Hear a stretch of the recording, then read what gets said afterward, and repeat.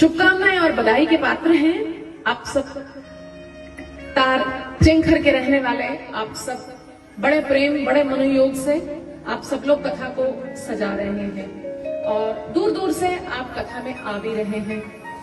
ये जो कथाएं हैं, ये सत्संग, जितने भी धार्मिक आयोजन समाज में अन्य अन्य धार्मिक समितियां भी आयोजित करती हैं, उन सब आयोजनों का मूलभूत जो प्रयोजन होता है वो ये होता है कि सारा समाज एकजुट हो जाए और एक भगवान का नाम सुमिरन करे। पर आजकल समय क्या चल रहा है, अलग अलग संप्रदाय, अलग अलग पंथ, अलग अलग मत, अलग अलग मतांतर जो है वो संगठित हुए हम सब हिंदुओं को ही बांट रहे हैं।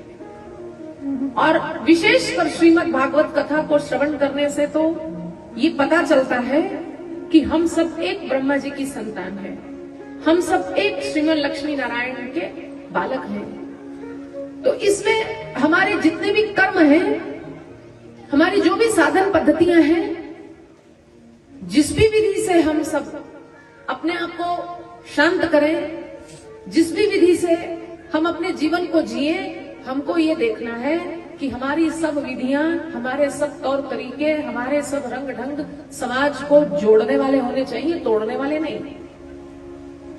हम जो भी जिस भी तरह का जीवन जी रहे हैं, सनातन जीवन जीने का एक ढंग है, जीवन जीने का एक विज्ञान है। अपने आप को बड़ा या दूसरे को छोटा करने या कहने का बहाना नहीं है। सनातन एक जीवन जीने की विद्या है, जीवन जीने की साइंस है, जीवन जीने का विज्ञान है।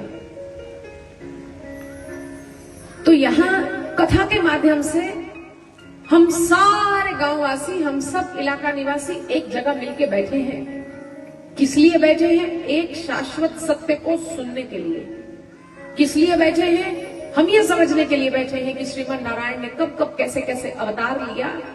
और हम इस सहारे से बैठे हैं, हम इस आश्वासन से बैठे हैं कि जैसा भगवान ने हमसे पहले वालों का दुख शांत किया, जैसा भगवान ने हमसे पहले वालों की भक्ति को फलीभूत किया, वैसा ही श्री भगवान अब भी हमारे लिए करेंगे।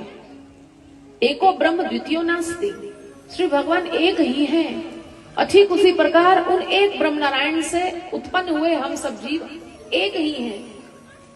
तो यहाँ धर्म का वास्तविक संदेश है कि हम सब अलग अलग मनोवृत्तियों वाले, अलग अलग धारणा वाले, हम सब एकजुट होकर बैठे हैं।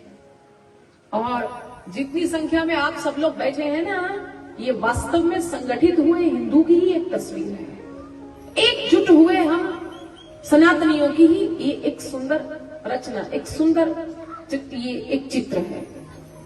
तो अपने पूर्वजों को तृप्त करने के लिए, देवताओं की कृपा को पाने के लिए और जीवन में, विचारों में, समाज में, परिवार में अनुशासन को कैसे बना के रखना है, इसको सीखने के लिए हम सब लोग मिलजुल कर बैठे हुए हैं।